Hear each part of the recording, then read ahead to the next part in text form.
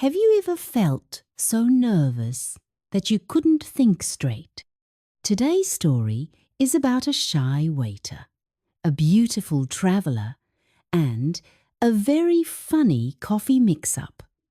Let's listen carefully. I'll test your vocabulary at the end. Jean was a very beautiful young woman. She was used to people admiring her, acting shy around her. One summer, while travelling abroad, she walked into a small café in a quiet town. She sat down and waited to order. The waiter was talking to another customer when Jean arrived. At first, he didn't look at her, but when he turned around, boom! His face turned bright red. She was so pretty, he panicked.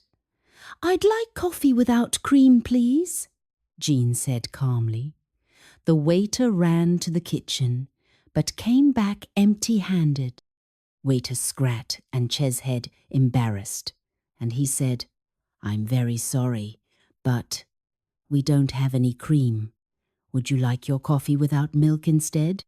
Jean was puzzled, yet she smiled brightly. Isn't coffee without milk the same as without cream?" Waiter's eyes widen as he realizes his mistake. His face turns even redder. Waiter nervously laughing. "Oh no, yes.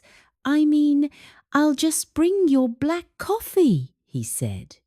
He rushes away, almost dropping his notepad. Jean giggles quietly to herself. Oh dear. The poor waiter was so nervous, he couldn't think straight. Have you ever been so nervous you made a silly mistake, or you mixed up your words? Let us know in the comments. And did you notice the joke? He offered coffee without milk, but she asked for no cream. If I may ask, what's the difference between cream and milk? Let us know in the comment. Let's learn some keywords from the story. Repeat after me. Admiration means when you really like or respect someone. For example, he looked at her with admiration. Be abroad in another country.